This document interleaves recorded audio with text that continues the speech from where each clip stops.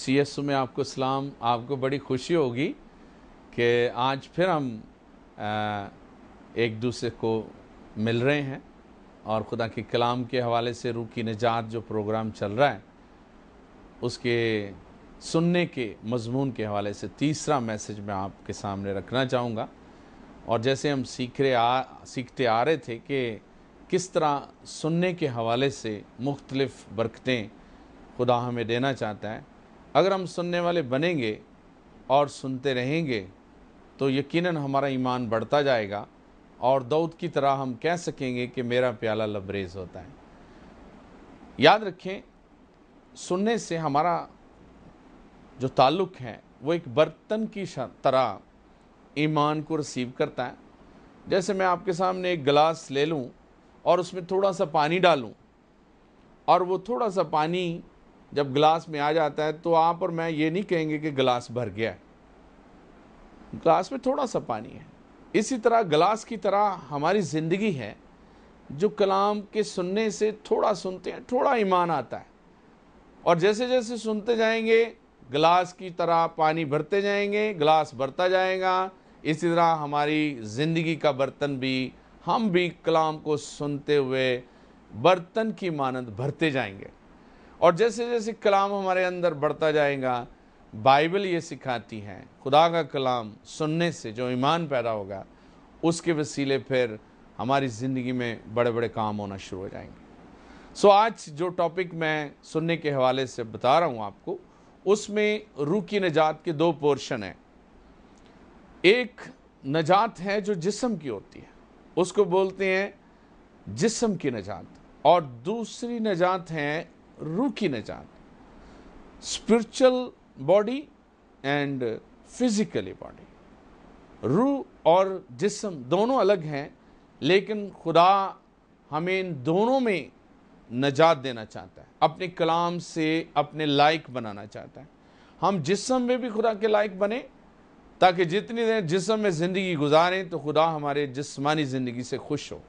इसी तरह खुदा ये चाहता है कि हम सबसे बढ़कर रूह में जन्म लें। रूहानी जिस्म जो है वो जिस्मानी जिस्म पर इख्तियार रख सकता है, लेकिन जिस्मानी जिस्म रूहानी जिस्म पर इख्तियार नहीं रख सकता। इसलिए ज़रूरी है कि हमें वो जिस्म चाहिए जो एक तो मरने वाला नहीं है, दूसरा उसके पास इख्तियार है, और वो जिस्म सिर्फ और सिर्फ रूहानी जिस्म है जो खुदा से मिलता है। इसीलिए यीशु मसीह ने बड़े वाज़ेह तौर पर निकोदेमुस को कहा तुझे नए सिरे से पैदा होना है। हालांकि उनकी आपस में बात हुई थी और उस बात का जवाब जो जैसे उसने कहा था यीशु ने ये नहीं दिया, उसने उसे फौरन कह दिया कि ये जो बात कर रहा है ये जिस्म में कर रहा है। लेकिन यीशु का मकसद आने का ये है कि हम जिंदगी पाएं और कुछ इस तरह की ज़िंदगी पाएं जिसमें फना ना हो, हमेशा की ज़िंदगी पाएं। और यीशु ने से कहा तुझे नए सिरे से पैदा होना। और यहाँ पे दो जन्म नज़र आते हैं, इसीलिए निकोदेमुस परेशान हो गया। अभी वो रूहानी बात को नहीं समझता था, वो कहने लगा मैं अपनी माँ के पेट में दोबारा फिर जाऊँ। यीशु ने कहा ये बात नहीं है, तुझे इस कलाम से पैदा होना है। रूह, और जब तक पानी से इंसान नहीं पैदा होता वो दूसरा जन्म नहीं ले सकता। दोनों जिस्मों की बात हम करेंगे, गौर से सुनिएगा, कहीं ना जाइएगा, बैठे रहिएगा। और यहाँ पे हम देखते हैं बाइबल मुकद्दस में रूह के हवाले से और जिस्म के हवाले से यीशु मसीह की बातें बड़े गौर से सुनने से पतरस ने जो अपनी ज़िंदगी में कलाम को लिया, तो यहाँ पे लिखा है पतरस के पहले ख़त के पहले बाब की 9वीं आयत में, वहाँ पे लिखा है और अपने ईमान का मकसद यानी रूहों की निजात हासिल करते हैं। पतरस ने ये बात सीख ली कि हमारी ज़िंदगी, हमारे ईमान का जो मकसद है, जो हमें यीशु मसीह से, अपने लीडर से, अपने उस्ताद से मिला, वो सिर्फ एक ही है और वो है रूह की निजात। और जब तक हम स्पिरिचुअल लाइफ इख्तियार नहीं करते, हमारी फिजिकली जिस्म की ज़िंदगी फना में रहेगी। जब तक जिस्म की ज़िंदगी है, स्पिरिचुअल लाइफ जो है कुछ नहीं कर सकती। स्पिरिचुअल लाइफ को मजबूत होना جسمانی جسم کو مضبوط ہونا ہے، اور جو لوگ روحانی زندگی سے خالی ہیں ان کے جسم پر دنیا، موسم، ابلیس، بیماری، یہ ساری چیزیں غالب آئیں گی۔ اس لیے ضروری ہے کہ ہم جسمانی جسم کے ساتھ زیادہ روحانی جسم کی فکر کریں، اور روحانی جسم جب تک ہماری زندگی میں گروتھ نہیں کرے گا ہم کبھی بھی خدا کے ساتھ رشتہ قائم نہیں کر سکتے۔ بائبل مقدس میں اس بات پر زور دیا گیا اور لکھا ہے کہ ہم نے بے ایمان لوگوں میں نہیں جانا۔ ہم نے کون سے لوگوں میں بیٹھنا ہے؟ جو ایماندار ہیں، جو خدا کے لوگ ہیں۔ جب ہم ان میں بیٹھیں گے تو ان جیسی باتیں کریں گے، ان جیسے طریقے ہماری زندگی میں آ جائیں گے۔ وہ بری باتیں نہیں کرتے ہیں، جیسے میں نے پچھلے میسج میں بتایا کہ زبور کی کتاب کا پہلا باب جو ہے یہ بات سکھاتا ہے کہ ہم نے خطا کاروں کی مجلس میں، منڈلی میں، ٹھٹھا بازوں کی منڈلی میں، اور ایسے لوگ جو غلط ہیں ان میں نہیں جانا، ان سے کنارہ کرنا ہے۔ اس کے اپوزٹ کن لوگوں میں جانا ہے؟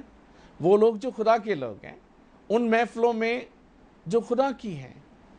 اگر ہم ان میں شامل ہوں گے، غور سے ان کے طور طریقے دیکھیں گے، سنیں گے، ان کے ساتھ ریلیشن قائم کریں گے تو ہماری روحانی زندگی بڑھے گی۔ میں اگر دو پودے آپ کے سامنے رکھ دوں، ایک پودے کو نام دے دوں جسم اور ایک پودے کو نام دے دوں روح، تو دونوں پودوں کو خوراک دینے کے لیے کیا کیا ہم انہیں دیں گے؟ جو جسم کا پودا ہے، جو میں اور آپ ہیں، اسے خوراک دنیا داری کی چاہیے، روٹی چاہیے، دنیا داری کی چیزیں چاہیے، اور وہ پودا جو ہے گروتھ کرے گا۔ لیکن دوسری طرف جو جسم ہے وہ روحانی ہے، اسے اگر آپ دنیاوی روٹی دیں گے، دنیا داری کی چیزیں دیں گے، وہ تو نہیں پھلے گا۔ وہ کیوں پھلے گا؟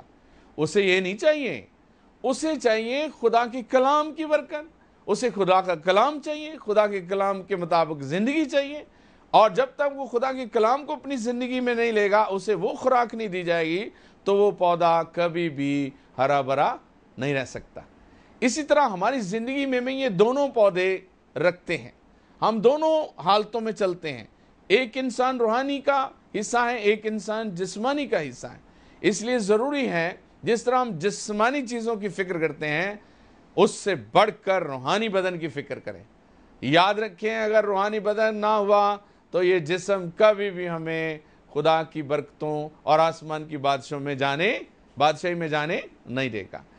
بائبل مقدس میں کچھ دیکھتے ہیں۔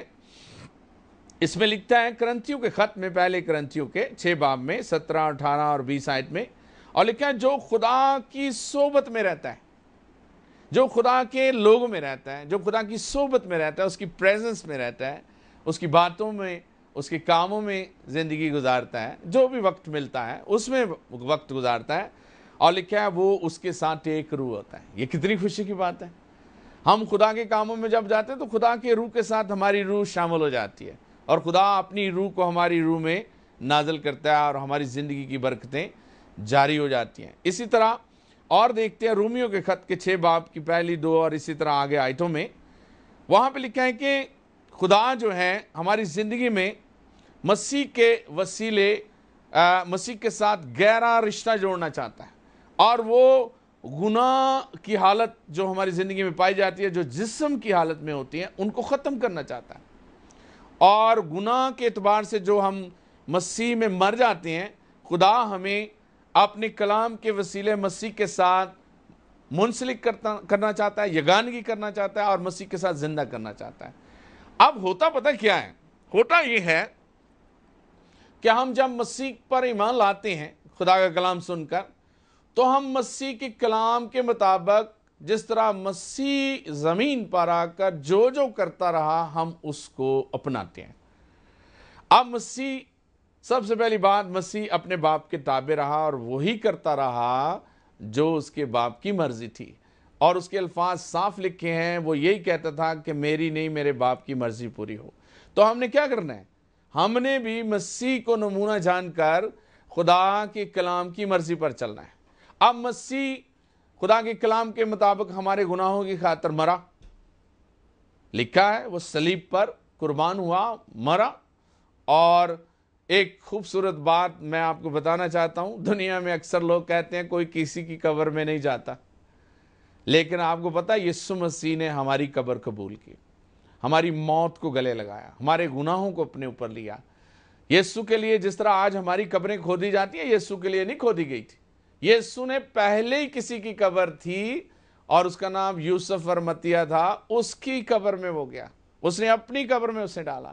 میں اس سے یوں اخذ کرتا ہوں کہ دنیا جو تھی گناہ میں قبر کے لائق تھی، لیکن یسوع نے ہماری قبر، ہماری موت کو اپنے اوپر لیا اور ہمیں قبر سے بچا کر خود ہماری قبر میں چلا گیا، اور ہم اس کے اس کرنے سے اپنی اس قبر کی موت سے، جس طرح اس نے موت اور قبر پر فتح پائی، ہم بھی موت سے نکل کر قبر اور موت پر فتح پاتے ہیں۔ اور یہ کرنتھیوں کے خط میں 5 باب میں اگر آپ 14 آیت سے آگے پڑھیں تو وہاں یہ صاف لکھا ہے، جب مسیح ہوا سب کے لیے تو ہم بھی مسیح کے ساتھ مر گئے، اور جب مسیح سب کے لیے جی اٹھا تو ہم بھی اس کے ساتھ جی اٹھے۔ یہ باتیں بڑی سیکھنے والی ہیں، انٹرسٹنگ ہے۔ سو ہمارے جسم کی اور روح کی نجات کلام کے ذریعے ہے، اور یسوع مسیح کے ساتھ مرنے سے ہم ایک روحانی جسم میں پیدا ہوتے ہیں، اور روحانی جسم روح کی نجات کے ساتھ تعلق رکھتا ہے۔ اسی طرح 6 باب کی 3 اور 9 آیت کو پڑھیں تو لکھا ہے، جو گناہ کے اعتبار سے مر جاتے ہیں انہیں آئندہ کو گناہ میں زندگی نہیں گزارنی۔ جو جسم کی لعنتوں سے نکل جاتے ہیں انہیں پھر جسم میں زندگی نہیں گزارنی، انہیں روحانی جسم میں، روحانی زندگی میں زندگی گزارنی ہے، اور ان سے الگ گزارنی ہے۔ ہم اکثر دعویٰ کرتے ہیں کہ ہم روحانی ہیں، لیکن ہمارے کام روحانی نہیں ہوتے، ہم پھر جسمانی باتوں، جسمانی زندگی، جسمانی ایمان میں چلتے رہتے ہیں، اور ہمارے کام یہ بتاتے ہیں کہ ہم ابھی تک جسم میں ہی ہیں۔ لیکن خدا ہمیں جسم سے نکال کر، جسمانی زندگی سے نکال کر ایک نئی زندگی، روحانی زندگی، ایسی سالویشن دینا چاہتا ہے جو روح کی ہے، ایسی نجات جو روح کی نجات ہے، اس میں لے جانا چاہتا ہے۔ اور رومیوں کے خط میں یہ بڑی اچھی سٹڈی دی گئی ہے، 6 باب کی 12 اور 14 آیت میں دیکھیں تو وہاں پہ لکھا ہے، پس گناہ تمہارے فانی بدنوں میں بادشاہی نہ کرے، جیسے کہ پرانے عہد نامے میں لوگ جسمانی زندگی گزارتے تھے اور ان پر گناہ بادشاہی کرتا تھا، لیکن رومیوں کے خط میں نئے عہد نامے میں وہ یہ ہمیں سکھانا چاہتا ہے کہ اب مسیح کے وسیلے ہم جو ایک نئی زندگی پا چکے ہیں، ہم نے گناہ اور فانی زندگی میں نہیں چلنا، بلکہ ہمیشہ کی زندگی اور مسیح سے ملی ہوئی نئی زندگی میں چلنا ہے۔ اور نئی زندگی کے بارے میں لکھا ہے، دیکھو پرانی چیزیں جاتی رہیں، سب چیزیں نئی ہوگی۔ اور خدا نے ہمیں ایک انسانی زندگی سے ہٹا کر ایک آسمانی مخلوق نام دیا ہے، نئے مخلوق بنا دیا۔ مخلوق انسان کی وہ شکل ہے جو زمینی نہیں ہے، اس کا تعلق آسمان سے ہے۔ خدا نے ہمیں زمین پر رہتے ہوئے اس روحانی جسم میں ایک مخلوق ہونے کا درجہ دیا ہے۔ وہ انسان جو رہ تو زمین پر رہا ہے، لیکن اس کا تعلق آسمان سے ہے۔ اور افسیوں کے خط میں اس میں بڑی واضح طور پر سٹڈی دی گئی ہے۔ سو ہماری زندگی ایک روحانی زندگی ہے، اور میں آپ کو یہ بات بتانا چاہوں گا، جو لوگ خدا کا کلام سنتے ہیں، جس دن سے انہوں نے یسوع مسیح کو قبول کیا ہے، اس دن سے کلام نے ان کے اندر وہ بیج ڈال دیا ہے کہ وہ اب وہ نہیں ہے، وہ جسم میں نہیں ہے، بلکہ مسیح میں ایک مسیحی ہونے کے